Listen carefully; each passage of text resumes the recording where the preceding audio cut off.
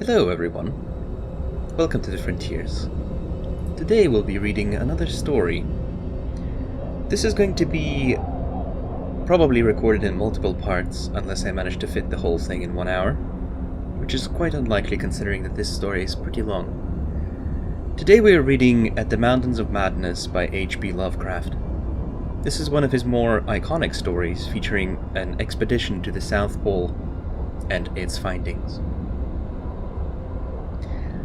At the Mountains of Madness, Chapter 1. I am forced into speech because men of science have refused to follow my advice without knowing why. It is altogether against my will that I tell my reasons for opposing this contemplated invasion of the Antarctic, with its vast fossil hunt and its wholesale boring and melting of the ancient ice caps. And I am the more reluctant because my warning may be in vain. Doubt of the real facts, as I must reveal them, is inevitable. Yet if I suppressed what will seem extravagant and incredible, there would be nothing left. The hitherto withheld photographs, both ordinary and aerial, will count in my favor, for they are damnably vivid and graphic. Still, they will be doubted because of the great lengths to which clever fakery can be carried. The ink drawings, of course, will be jeered at as obvious impostures, notwithstanding a strangeness of technique which art experts ought to remark and puzzle over. In the end, I must rely on the judgment and standing of a few scientific leaders who have, on the one hand, sufficient independence of thought to weigh my data on its own hideously convincing merits, or in the light of certain primordial and highly baffling myth cycles, and on the other hand, sufficient influence to deter the exploring world in general from any rash and overambitious program in the region of those mountains of madness. It is an unfortunate fact that relatively obscure men like myself and my associates, connected only with a small university, have little chance of making an impression where matters of a wildly bizarre or highly controversial nature are concerned. It is further against us that we are not, in the strictest sense, specialists in the fields which came primarily to be concerned. As a geologist, my object in leading the Miskatonic University expedition was wholly that of securing deep-level specimens of rock and soil from various parts of the Antarctic continent, aided by the remarkable drill devised by Professor Frank H. Pabodie of our engineering department. I had no wish to be a pioneer in any other field than this, but I did hope that the use of this new mechanical appliance at different points along previously explored paths would bring to light materials of a sort hitherto unreached by the ordinary methods of collection. Pabodie's drilling apparatus, as the public already knows from our reports, was unique and radical in its lightness, portability, and capacity to combine the ordinary artesian drill this principle with the principle of the small circular rock drill, in such a way as to cope quickly with the strata of varying hardness. Steel head, jointed rods, gasoline motor, collapsible wooden derrick, dynamiting paraphernalia, cording, rubbish removal auger, and sectional piping for bores 5 inches wide and up to 1,000 feet deep, all formed with needed accessories, no greater load than 3 7-dog sledges could carry. This was made possible by the clever aluminium alloy of which most of the metal objects were fashioned. 4 large Dornier aeroplanes, designed specifically for the tremendous altitude flying necessary on the Antarctic plateau, and with added fuel warming and quick starting devices worked out by Pabodie, could transport our entire expedition from a base at the edge of the Great Ice Barrier to various suitable inland points, and on these points a sufficient quota of dogs would serve us. We planned to cover as great an area as one Antarctic season, or longer if absolutely necessary, would permit, operating mostly in the mountain ranges and on the plateau south of Ross Sea, regions explored in varying degree by Shackleton, Amundsen, Scott, and Beard. With frequent changes of camp, made by aeroplane and involving distances great enough to be of geological significance, we expected to unearth a quite unprecedented amount of material, especially in the Precambrian strata, of which so narrow a range of Antarctic specimens had previously been secured. We wished also to obtain as great as possible a variety of the upper fossiliferous rocks, since the primal life history of this bleak realm of ice and death is of the highest importance to our knowledge of the Earth's past. That the Antarctic continent was once temperate and even tropical, with a teeming vegetable and animal life of which the lichens, marine fauna, arachnida, and penguins of the northern edge are the only survivals, is a matter of common information, and we hope to expand that information in variety, accuracy, and detail.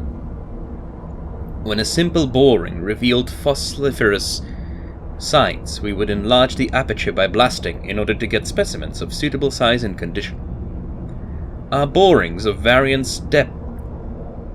depth according to the promise held out by the upper soil of rock were to be confined to exposed or nearly exposed land surfaces, these inevitably being slopes and ridges because of the mile or 2 mile thickness of solid ice overlying the lowered levels. We could not afford to waste drilling the depth of any considerable amount of mere glaciation, though Peabody had worked out a plan for sinking copper electrodes in thick clusters of borings and melting off limited areas of ice with current from a gasoline-driven dynamo. It is this plan, which we could not put into effect except experimentally on an expedition such as ours, that the coming Starkweather Moor expedition proposes to follow, despite the warnings I have issued since our return from the Antarctic. The public knows of the Miskatonic expedition through our frequent wireless reports to the Arkham Advertiser and Associated Press, and through the later articles of Peabody and myself. We consisted of 4 men from the university: Peabody, Lake of the Biology Department, Atwood of the Physics Department, also a meteorologist, and myself, representing geology and having nominal command, besides 16 assistants, 7 graduate students from Miskatonic, and 9 skilled mechanics. Of these 16, 12 were qualified aeroplane pilots, all but 2 of whom were competent wireless operators. 8 of them understood navigation with compass and sextant, as did Peabody, Atwood, and I. In addition, of course, our 2 ships, wooden ex-whalers reinforced for ice conditions and having auxiliary steam, were fully manned. The Nathaniel Derby Pickman Foundation, aided by a few special contributions, financed the expedition, hence our preparations were extremely thorough despite the absence of great publicity. The dogs, sledges, machines, camp materials, and unassembled parts of our 5 planes were delivered in Boston, and there our ships were loaded. We were marvelously well equipped for our specific purposes, and in all matters pertaining to supplies, regiment, transportation, and camp construction, we profited by the excellent example of our many recent and exceptionally brilliant predecessors. It was the unusual number and fame of these predecessors which made our own expedition, ample though it was, so little noticed by the world at large. As the newspapers told, we sailed from Boston Harbor on September 2nd, 1930, taking a leisurely course down the coast and through the Panama Canal, stopping at Samoa and Hobart, Tasmania, at which latter place we took on final supplies. None of our exploring party had ever been in the polar regions before, hence we all relied greatly on our ship captains, J.B. Douglas, commanding the brig Arkham, and serving as the commander of the sea party, and Georg Thorfinson, commanding the bark Miskatonic, both veteran whalers in Antarctic waters. As we left the inhabited world behind, the sun sank lower and lower in the north and stayed longer and longer above the horizon each day.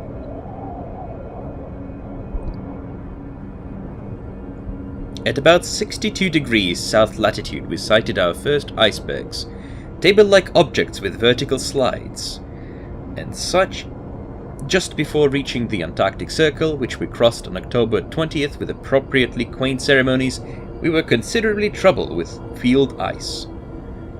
The falling temperature bothered me considerably after our long voyage through the tropics, but I tried to brace up for the worst rigors to come. On many occasions the curious atmospheric effects enchanted me vastly, these including a strikingly vivid mirage, the first I had ever seen, in which distant bergs became the battlements of unimaginable cosmic castles. Pushing through the ice, which was fortunately never extensive or thickly packed, we regained open water at south latitude 67 degrees, east latitude 175 degrees. On the morning of October 26th, a strong land blink appeared on the south, and before noon we all felt a thrill of excitement at beholding a vast, lofty, and snow-clad mountain chain which opened out and covered the whole vista ahead. At last we had encountered an outpost of the great unknown continent and its cryptic world of frozen death. These peaks were obviously the Admiralty Range discovered by Ross, and it would now be our task to round Cape Adair and sail down the east coast of Victoria Land to our contemplated base on the shore of McMurdo Sound, at the foot of the volcano Erebus in south latitude 77 degrees and 9 minutes.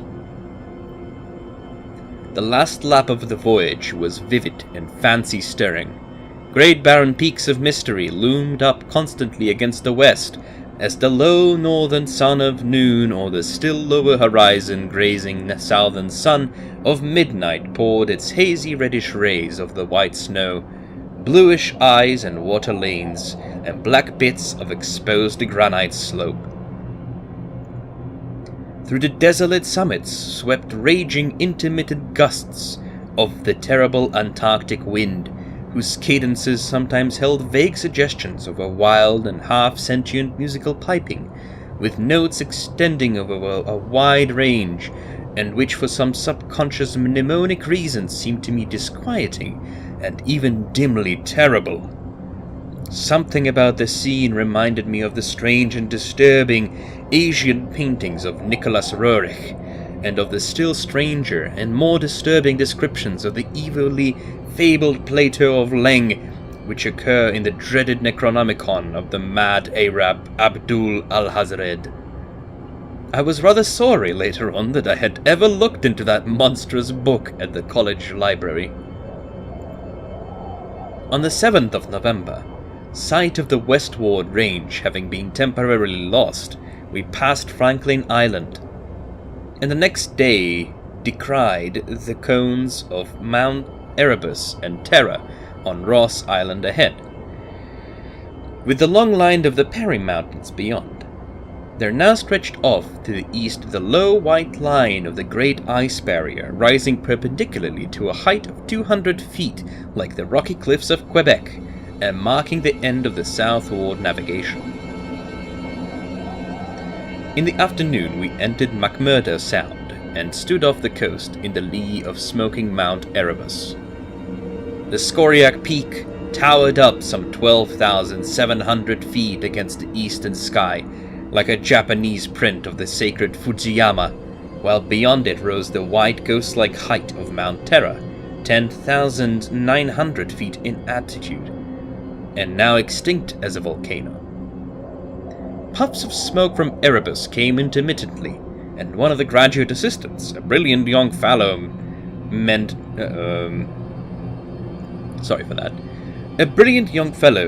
Danforth, pointed out what looked like lava on the snowy slope, remarking that this mountain, discovered in 1840, had undoubtedly been the source of the Poe's image when he wrote 7 years later, "The lavas that restlessly roll their sulphurous currents down Yah Neck, in the ultimate climes of the pole, that groan as they roll down Mount Yah Neck, in the realms of the boreal pole."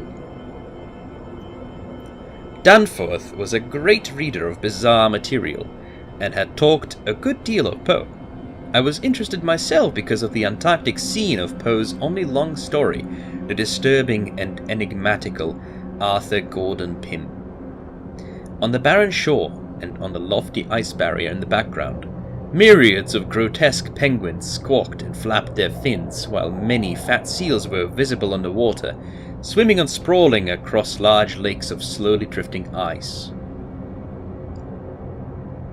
Using small boats, we effected a difficult landing on Ross Island shortly after midnight on the morning of the 9th, carrying a line of cable from each of the ships and preparing to unload supplies by means of a breeches buoy arrangement.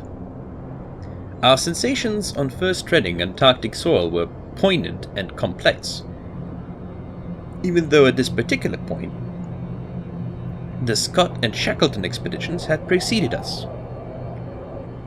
Our camp on the frozen shore below the volcano's slope was only a provisional one, headquarters being kept aboard the Arkham. We landed all our drilling apparatus, dogs, sledges, tents, provisions, gasoline tanks, experimental ice-melting outfit, cameras, both ordinary and aerial, aeroplane parts, and other accessories, including 3 small portable wireless outfits, besides those in planes, capable of communicating with the Arkham Large outfit from any part of the Antarctic continent that we would be likely to visit. The ship's outfit communicating with the outside world was to convey press reports to the Arkham Advertiser's most powerful wireless station on Kingport's Head, Massachusetts. We hoped to complete our work during a single Antarctic summer, but if this proved impossible, we would winter on the Arkham, sending the Miskatonic north before the freezing of the ice for another summer's supplies. I need not repeat what the newspapers have already published about our early work, of our ascent of Mount Erebus, our successful mineral borings at several points on Ross Island, and the singular speed with which the Pabady's apparatus accomplished them. Even through solid rock layers, our provisional test of the small ice-melting equipment, our perilous ascent of the Great Barrier with sledges and supplies, and our final assembling of the 5 huge aeroplanes at the camp atop the barrier. The health of our land party, 20 men and 55 Alaskan sledge dogs, was remarkable, though of course we had so far encountered no really destructive temperatures or windstorms. For the most part, the thermometer varied between 0 and 20 degrees or 25 degrees above, and our experience with New England winters had accustomed us to rigors of this sort. The barrier camp was semi-permanent, and destined to be a storage cache for gasoline, provisions, dynamite, and other supplies.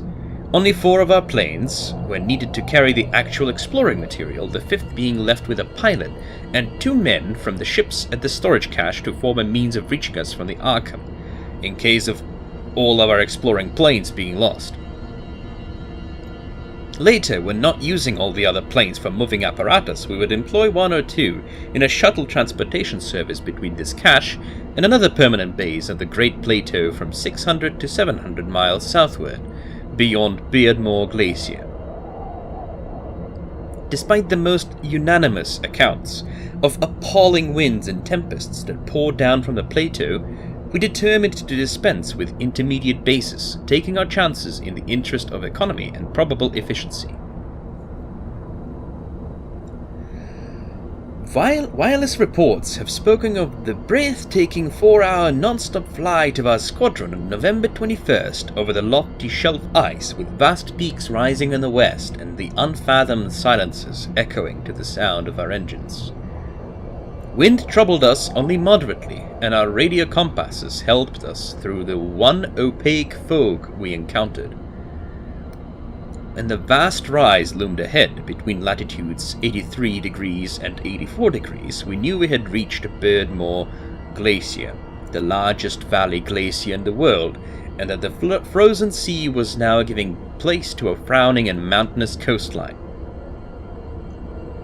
At last we were truly entering the white, aeon-dead world of the ultimate south. Even as we realized it, we saw the peak of Mount Nansen in the eastern distance, towering up to its height of almost 15,000 feet. The successful establishment of the southern base above the glacier in the latitude 86 degrees 7 minutes, east longitude 174 degrees 23 minutes, and the phenomenally rapid and effective borings and blastings made at various points reached by our sledge trips and short aeroplane flights are matters of history, as is the arduous and triumphant ascent of Mount Nansen, by Pabody and two of the graduate students, Gedney and Carroll, on December 1315. We were some 8,500 feet above sea level, and when experimental drillings revealed solid ground only 12 feet down through the snow and ice at certain points, we made considerable use of the small melting apparatus and sunk bores, and performed dynamiting in many places where no previous explorer had ever thought of securing mineral specimens. The Precambrian granites and Beacon sandstones thus obtained confirmed our belief that this plateau was homogeneous, with the great bulk of the continent to the west, but somewhat different from the parts lying eastward below South America, which we then thought to form a separate and smaller continent divided from the larger one by a frozen junction of Ross and Weddell seas, though Bird has since disproved the hypothesis.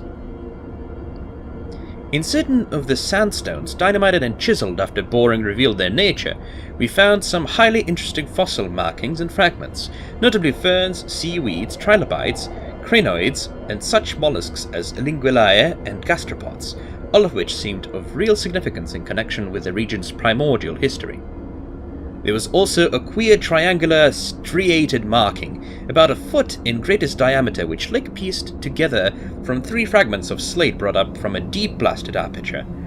These fragments came from a point to the westward near the Queen Alexandra Range, and Lake, as a biologist, seemed to find the curious marking unusually puzzling and provocative, though to my geological eye it looked not unlike some of the ripple effects reasonably common in this sedimentary rocks. Since slate is no more than a metaphoric formation into which a sedimentary stratum is pressed, and since the pressure itself produces odd distorting effects in any markings which may exist, I saw no reason for extreme wonder over this striated depression. On January 6, 1931, Lake, Pabody, Danforth, and other 6 students and myself flew directly over the South Pole in 2 of the greater planes, being forced down once by a sudden high wind, which fortunately did not develop into a typical storm. This was, as the papers have stated, one of several observation flights, during others of which we tried to discern new topographical features in areas unreached by previous explorers. Our early flights were disappointing in this latter respect, though they afforded us some magnificent examples of the richly fantastic and deceptive mirages of the polar regions, of which our sea voyage had given us some brief foretastes. Distant mountains floated in the sky as enchanted cities, and often the whole wide world would dissolve into a gold, silver, and scarlet land of Dunsanian dreams and adventurous expectancy under the magic of the low midnight sun. On cloudy days we had considerable trouble in flying, owing to the tendency of snowy earth and sky to merge into one mystical opalescent void, with no visible horizon to mark the junction of the two. At length we resolved to carry out our original plan of flying 500 miles eastward with all 4 exploring planes, and establishing the fresh sub-base at a point which would probably be on the smaller continental division, as we mistakenly conceived it. Geological specimens obtained there would be desirable for purposes of comparison. Our health so far had remained excellent, lime juice well offsetting the steady diet of tinned and salted food, and temperatures generally above zero enabling us to do without our thickest furs. It was now midsummer, and with haste and care we might be able to conclude work by March, and avoid a tedious wintering through the long Antarctic night. Several savage windstorms had burst upon us from the west, but we had escaped damage through the skill of Atwood in devising rudimentary aeroplane shelters and windbreaks of heavy snow blocks, and reinforcing the principal camp buildings with snow. Our good luck and efficiency had indeed been almost uncanny. The outside world knew, of course, of our program, and was told also of Lake's strange and dogged insistence on a westward, or rather northwestward, prospecting trip before a radical shift to the new base. It seems that he had pondered a great deal and with alarmingly radical daring over the triangular striated marking in a slate, reading into it certain contradictions in nature and geological period which whetted his curiosity to the utmost and made him avid to sink more borings and blastings in the west stretching formation to which the exhumed fragments evidently belonged. He was strangely convinced that the marking was the print of some bulky, unknown, and radically unclassifiable organism of considerably advanced evolution, notwithstanding that the rock which bore it was of so vastly ancient a date, Cambrian if not actually Precambrian, as to preclude the probable existence not only of all highly evolved life, but of any life at all above the unicellular or at most the trilobite stage. These fragments with their odd marking must have been 500 million to 1,000 million years old.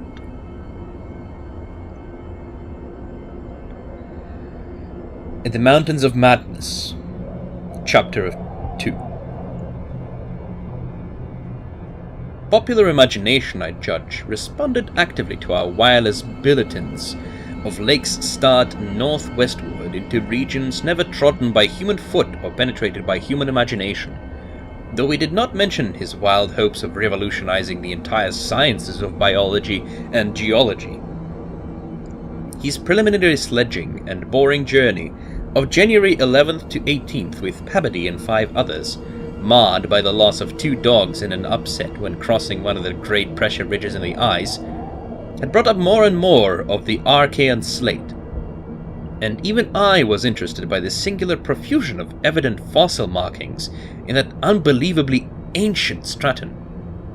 These markings, however, were of very primitive life forms involving no great paradox, except that any life forms should occur in rock as definitely Precambrian, as this seemed to be.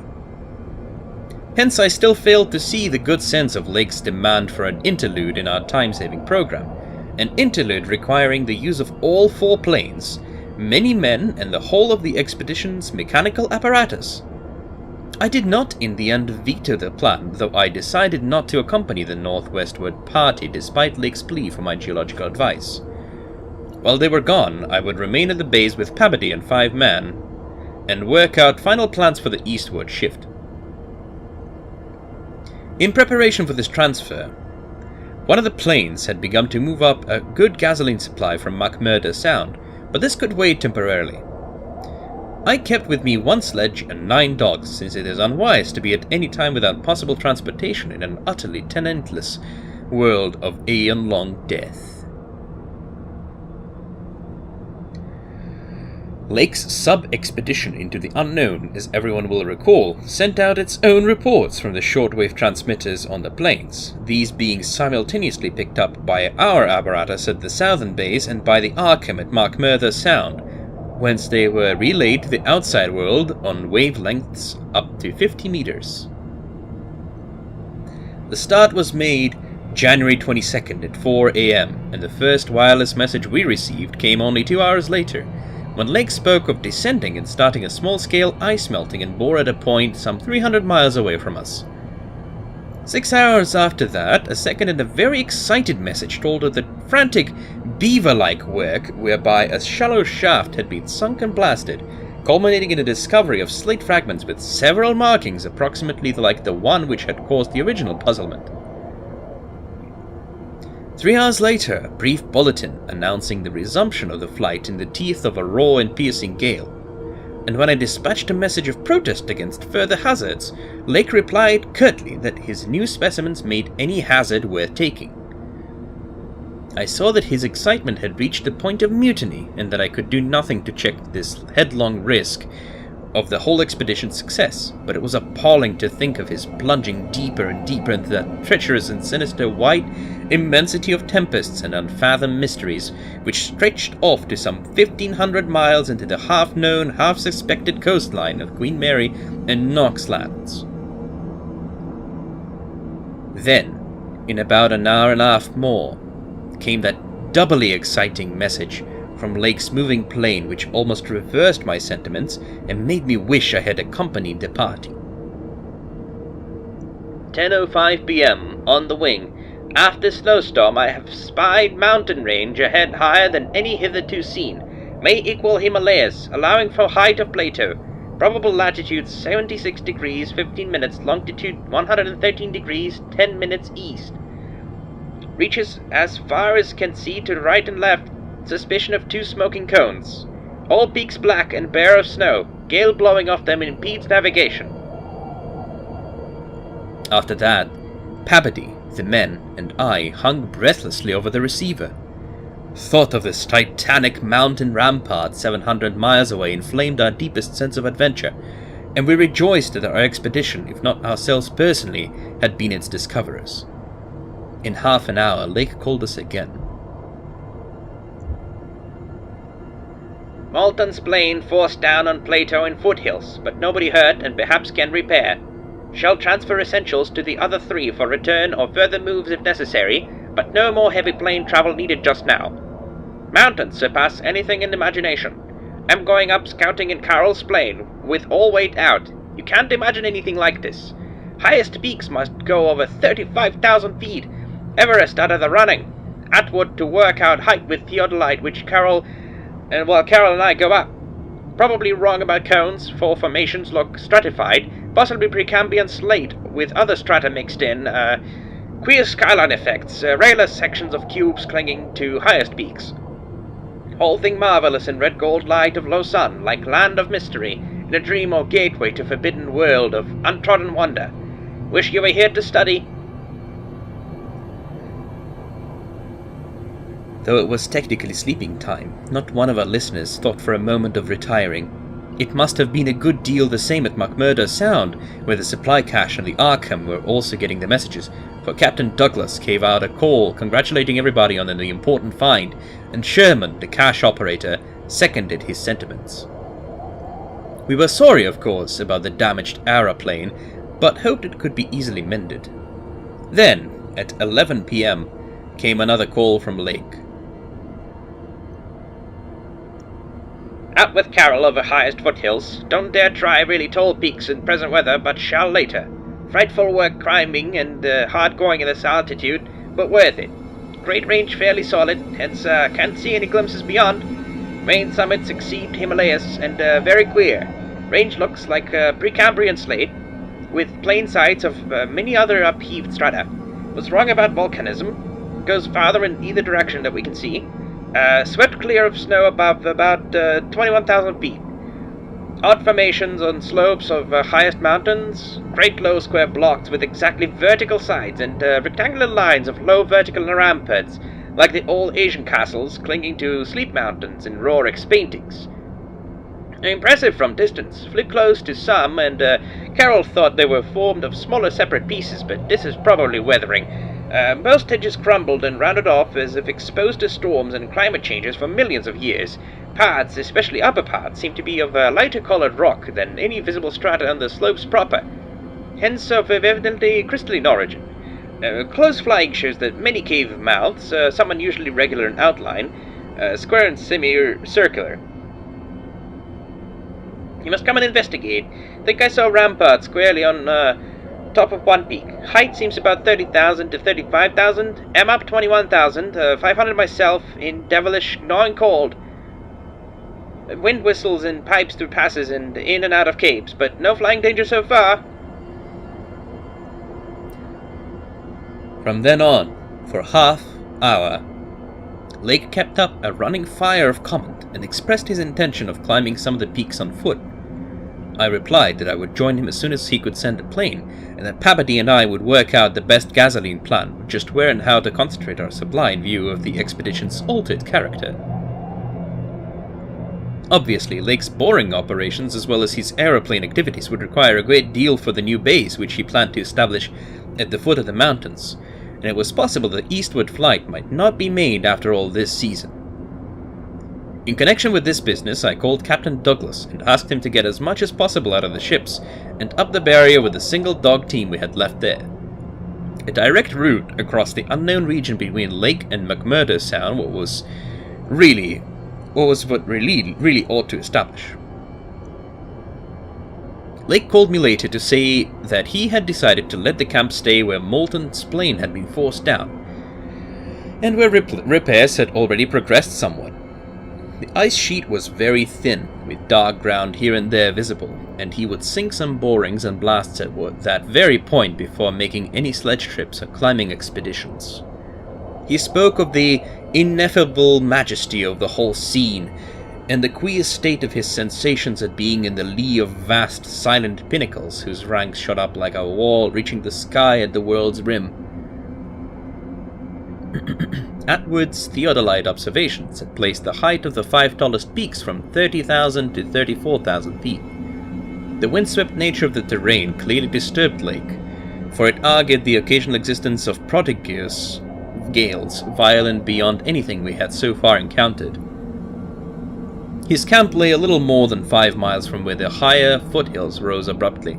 I could almost trace a note of subconscious alarm in his words, flashed across a glacial void of 700 miles, as he urged that we all hasten with the matter and get the strange new region disposed of as soon as possible. He was about to rest now after a continuous day's work of almost unparalleled speed, strenuousness, and results.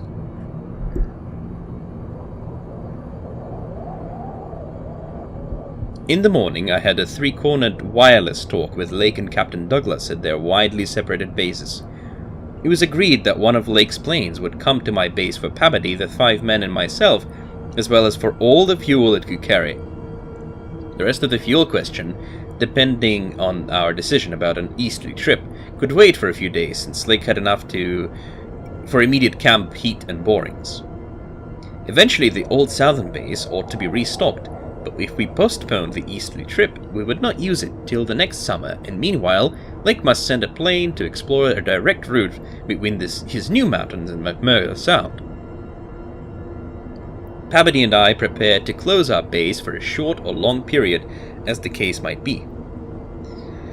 If we wintered in the Antarctic, we would probably fly straight from Lake's base to the Arkham without returning to this spot. Some of our conical tents had already been reinforced by blocks of hard snow, and now we decided to complete the job of making a permanent village. Owing to a very liberal tent supply, Lake had with him all that his base would need, even after our arrival. I wirelessed that Pabadie and I would be ready for the northwestward move after 1 day's work and 1 night's rest. Our labors, however, were not steady after 4 p.m. For about that time, Lake began sending in the most extraordinary and excited messages. His working day had started unpropitiously, since an aeroplane survey of the nearly exposed rock surfaces showed an entire absence of those Archean and primordial strata for which he was looking, and which formed so great a part of the colossal peaks that loomed up at a tantalizing distance from the camp. Most of the rocks glimpsed were apparently Jurassic and Comanchean sandstones and Permian and Triassic schists, with now and then a glossy black outcropping suggesting a hard and slaty core. This rather discouraged Lake, whose plans all hinged on unearthing specimens more than 500 million years older. It was clear to him that in order to recover the Archean slate vein in which he had found the odd markings, he would have to make a long sledge trip from these foothills to the steep slopes of the gigantic mountains themselves. He had resolved, nevertheless, to do some local boring as part of the expedition's general program. Hence, he set up the drill and put 5 men to work with it while the rest finished setting up the camp and repairing the damaged aeroplane. The softest visible rock, a sandstone about a quarter of a mile from the camp, had been chosen for the first sampling, and the drill made excellent progress without much supplementary blasting. It was about 3 hours afterward, following the first really heavy blast of the operation, that the shouting of the drill crew was heard, and that young Gidney, the acting foreman, rushed into the camp with the startling news. They had struck a cave. Early in the boring, the sandstone had given place to a vein of Comanchean limestone, full of minute fossil cephalopods, corals, echini, and spirifera, and with occasional suggestions of siliceous sponges and marine vertebrate bones, the latter probably of teleosts, sharks, and ganoids. This in itself was important enough, as affording the first vertebrate fossils the expedition had yet secured.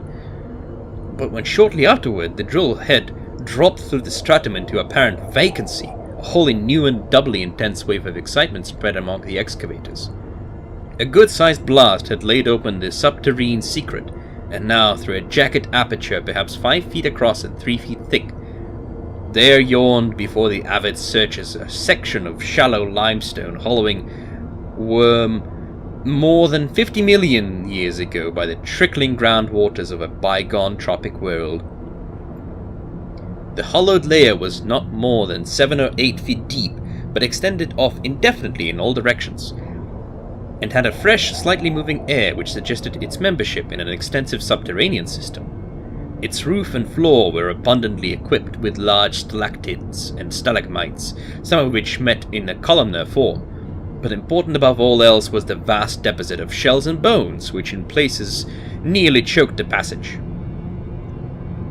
Washed down from the unknown jungles of Mesozoic tree ferns and fungi and forests of tertiary cycads, fan palms and primitive angiosperms, this osseous medley contained representatives of more Cretaceous, Eocene and other animal species than the greatest paleontologists could have counted or classified in a year.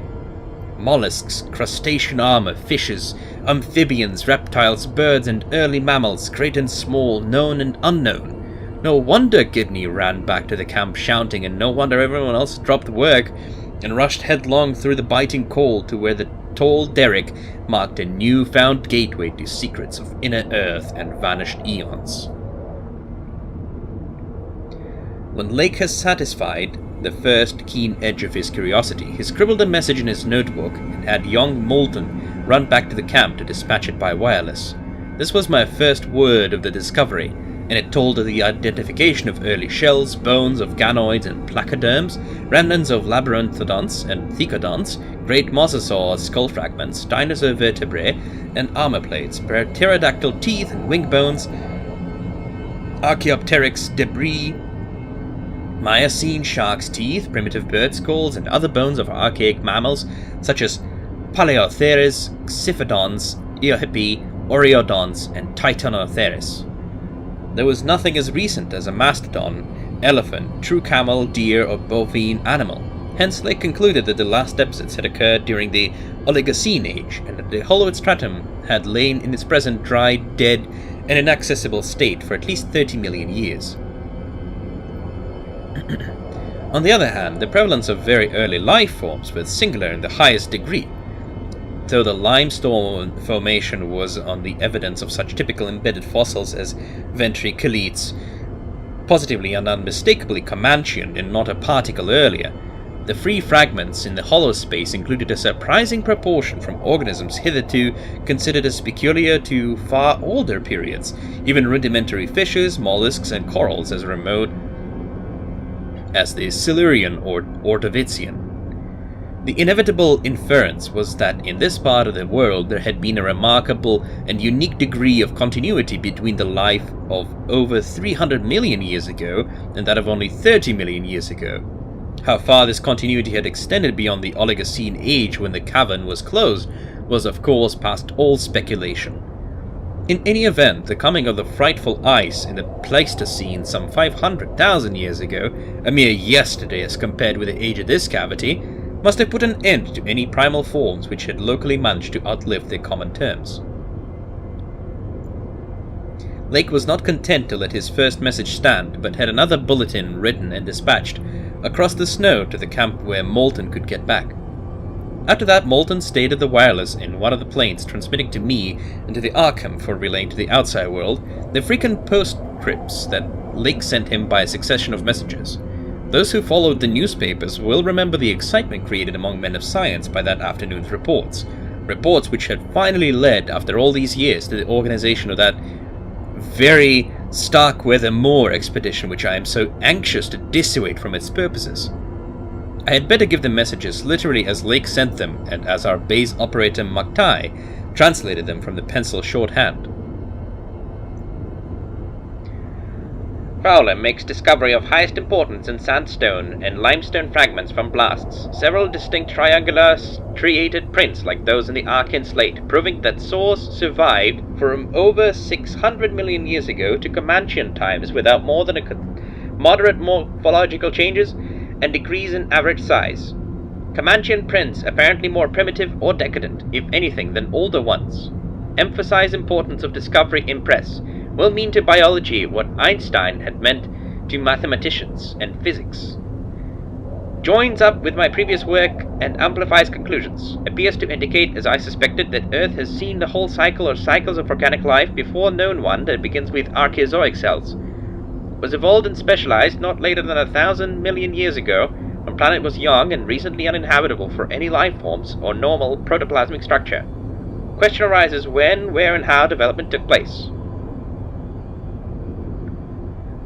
Later, examining certain skeletal fragments of large land and marine saurians and primitive mammals, find singular local wounds or injuries to bony structure not attributable to any known predatory or carnivorous animal of any period, of two sorts: straight penetrant bones and apparently hacking incisions. 1 or 2 cases of cleanly severed bones. Not many specimens affected. Am sending to camp for electric torches. Will extend search area underground by hacking away stalactites. Still later, have found peculiar soapstone fragment about 6 inches across and an inch and a half thick, wholly unlike any visible local formation, greenish, with no evidences to place its period. Has curious smoothness and regularity, shaped like 5-pointed star with tips broken off, and signs of other cleavage at inward angles and in the center of surface. Small smooth depression in the center of unbroken surface. Arouses much curiosity as to source and weathering, probably some freak of water action. Carroll, with magnifier, thinks he can make out additional markings of geologic significance. Groups of tiny dots in regular patterns. Dogs growing uneasy as we work and seem to hate this soapstone. Must see if it has any peculiar odor. We'll report again when Mills gets back with light and we start on the underground area.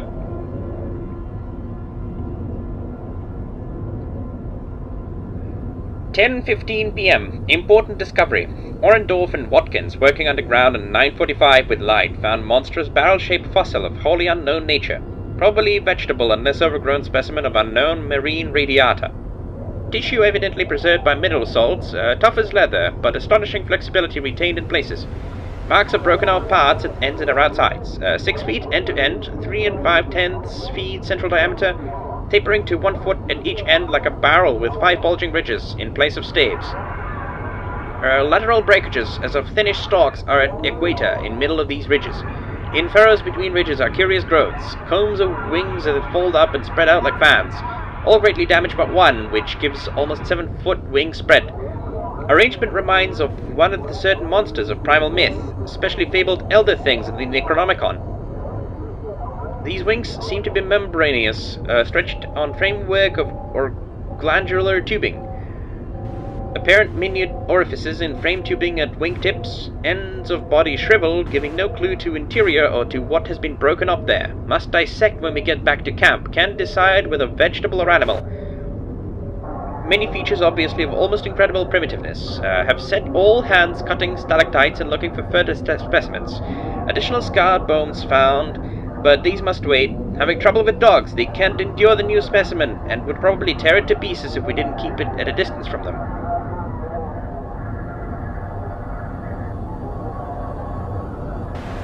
11:30 p.m. Attention, dear Pabody Douglas. Matter of highest, I might say transcendent importance. Arkham must relate to Kingsport Head Station at once. Strange Barrel Grove is the Archean thing that left prints and rocks. Mills, Boudreau, and Fowler discover cluster of 13 more at underground point 40 feet from the aperture. Mixed with curiously rounded and configured soapstone fragments, smaller than one previously found. Star-shaped, but no marks of breakage except at some of the points. Of organic specimens, 8 apparently perfect with all appendages, have brought all to the surface, leading dogs to the distance. They cannot stand the things. Give close attention to description and repeat back for accuracy. Papers must get this right.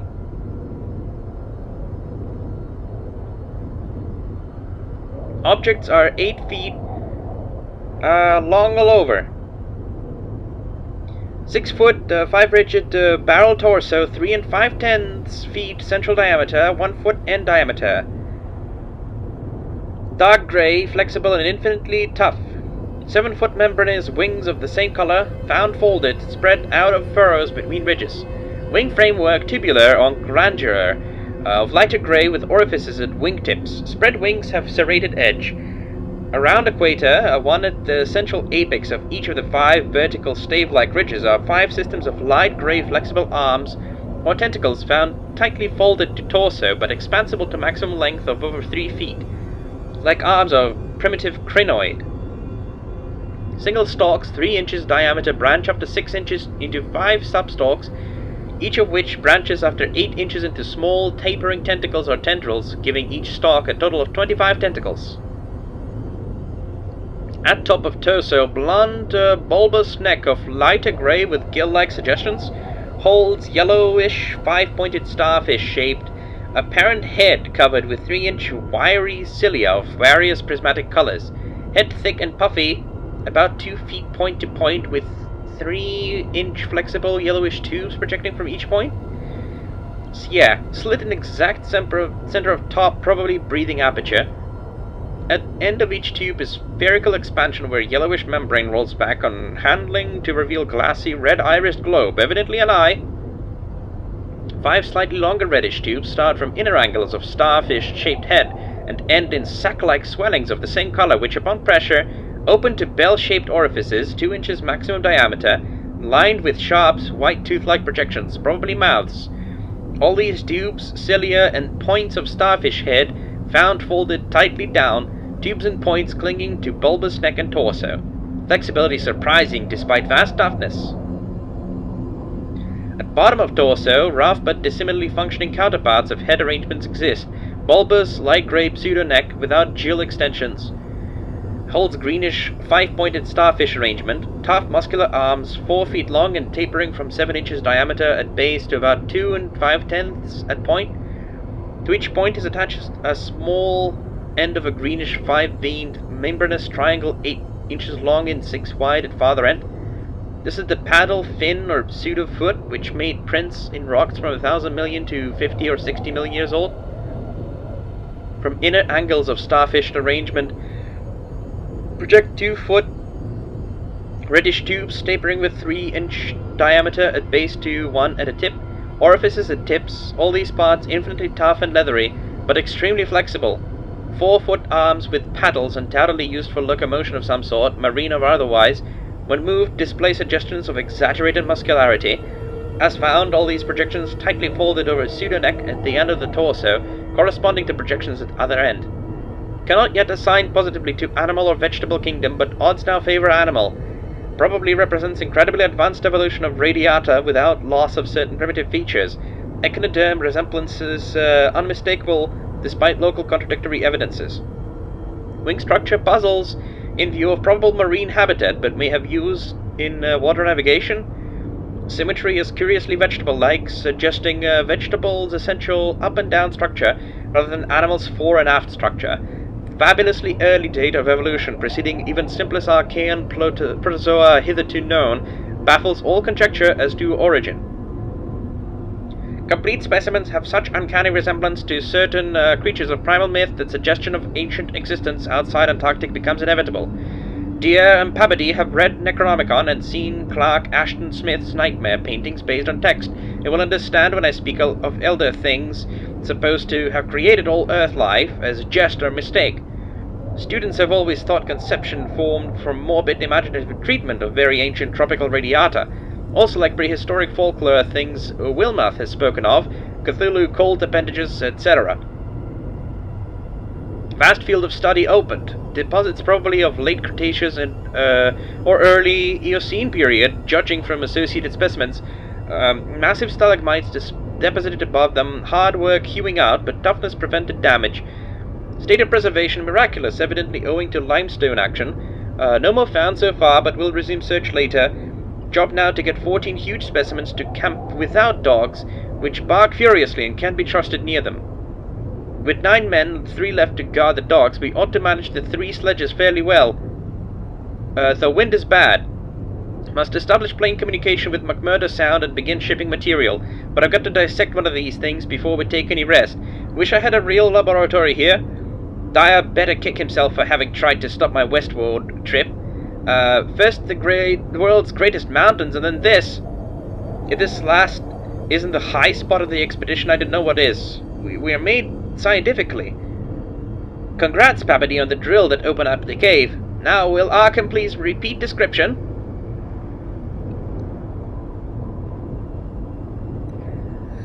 The sensations of Papady and myself at receipt of this report were almost beyond description, nor were our companions much behind us in enthusiasm. Maktai, who had hastily translated a few high spots as they came from the droning receiving set, wrote out the entire message from his shorthand version as soon as Lake's operator signed off. All appreciated the epoch-making significance of the discovery, and I sent Lake congratulations as soon as the Arkham's operator had repeated back the descriptive parts as requested. And my example was followed by Sherman from his station at McMurdo Sound Supply Cache, as well as Captain Douglas of the Arkham.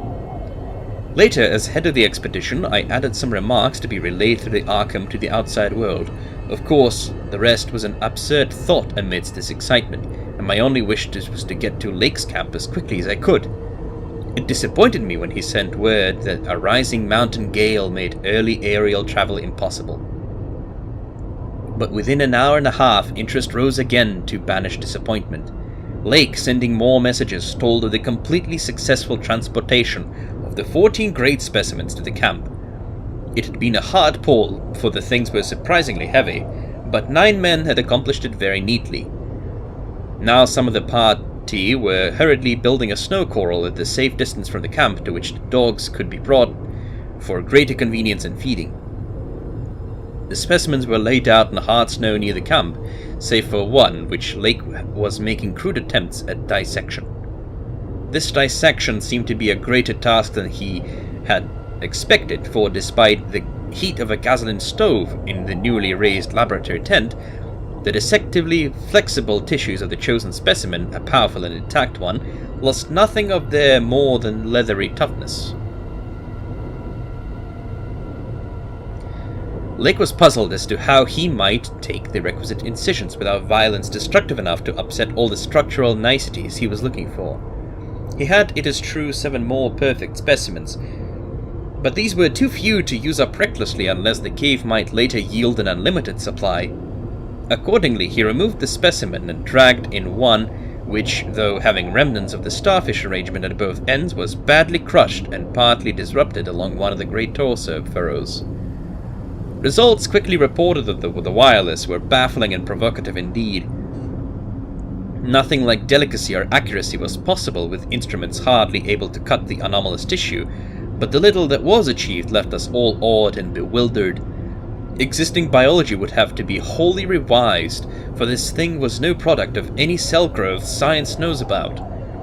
There had been scarcely any mineral replacement, and despite an age of perhaps 40 million years, the internal organs were wholly intact. The leathery, undeteriorative, and almost indestructible quality was an inherent attribute of the thing's form of organization and pertained to some Paleogean cycle of invertebrate evolution utterly beyond our powers of speculation. At first, all that Lake found was dry, but as the heated tent produced its thawing effect, organic moisture of the pungent and offensive odor was encountered toward the thing's uninjured side. It was not blood, but a thick, dark, green fluid, apparently answering the same purpose. By the time Lake reached this stage, all 37 dogs had been brought to the still uncompleted coral near the camp, and even at a distance, set up a savage barking and show of restlessness at the acrid, diffusive smell. Far from helping to place the strange entity, this provisional dissection merely deepened its mystery. All guesses about its external members had been correct, and on the evidence of these, one could hardly hesitate to call the thing animal, but internal inspection brought up so many vegetable evidences, and that Lake was left hopelessly at sea. It had digestion and circulation, and eliminated waste matter through the reddish tubes of its starfish-shaped base. Curiously, one would say that its respiration apparatus handled oxygen rather than carbon dioxide, and there were odd evidences of air storage chambers and methods of shifting respiration from the external orifice to at least 2 other fully developed breathing systems, gills and pores. Clearly it was amphibian, and probably adapted to long airless hibernation periods as well. Vocal organs seemed present in connection with the main respiratory system, but they presented anomalies beyond immediate solution. Articulate speech, in the sense of syllable utterance, seemed barely conceivable, but musical piping notes covering a wide range were highly probable.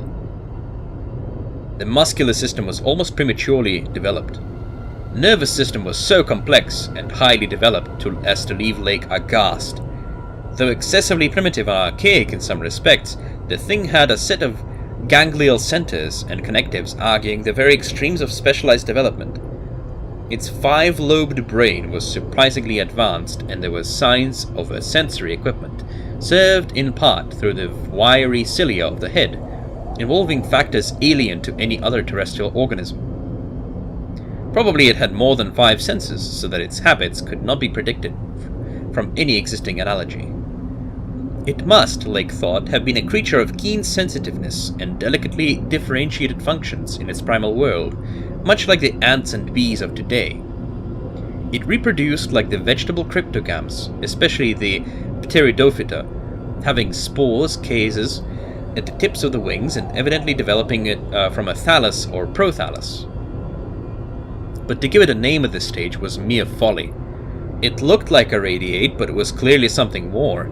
It was partly vegetable, but had 3/4 of the essentials of animal structure.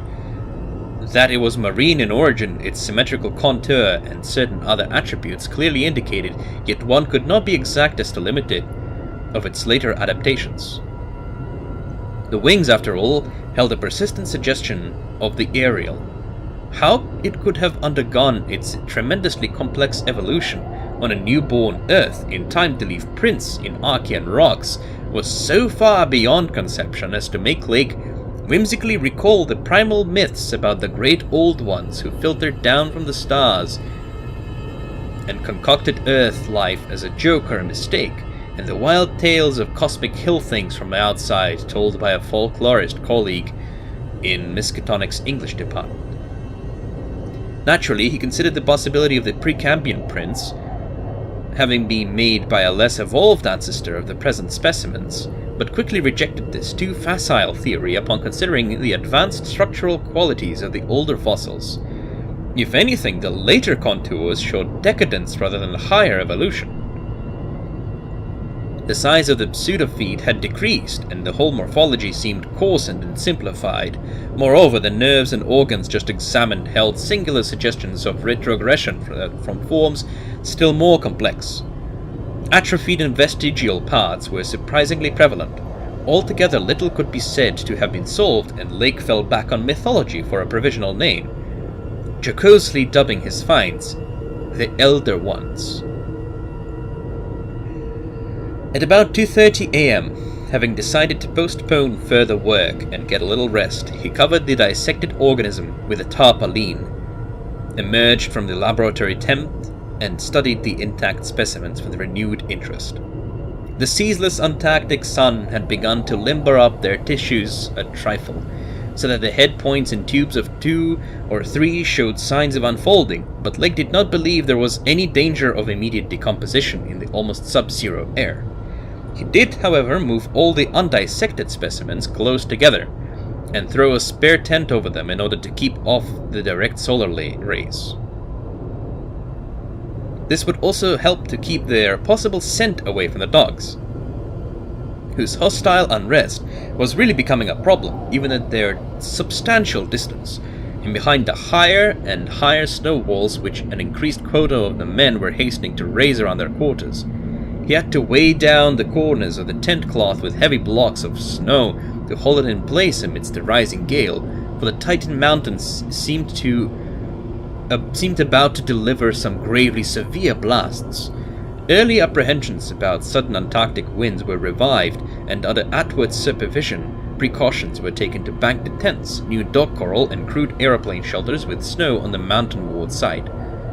These latter shelters, begun with hard snow blocks during odd moments, were by no means as high as they should have been, and Lake finally detached all hands from other tasks to work on them. It was after 4 when Lake at last prepared to sign off and advised us to share the rest period his outfit would take when the shelter walls were a little higher. He held some friendly chat with Pabody over the ether and repeated his praise of the really marvelous drills that helped him make his discovery. Atwood also sent greetings and praises. I gave Lake a warm word of congratulations, owning up that he was right about the western trip, and we all agreed to get in touch by wireless at 10 in the morning. If the gale was then over, Lake would send a plane for the party at my base. Just before retiring, I dispatched a final message to the Arkham with instructions about toning down the day's news for the outside world, since the full details seemed radical enough to rouse a wave of incredulity until further substantiated.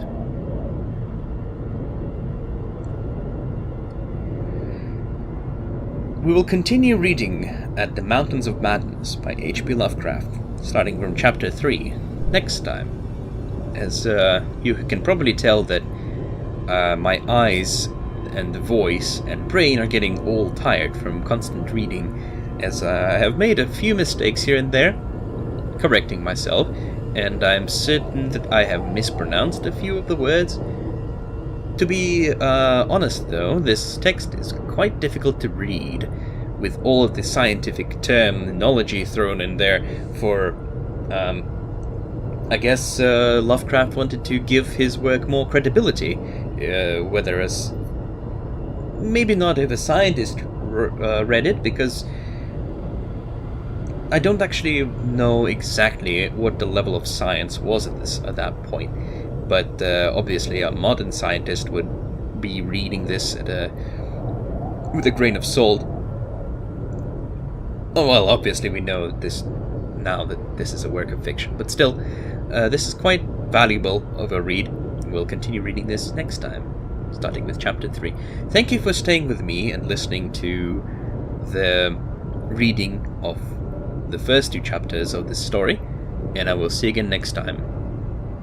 Have a good day.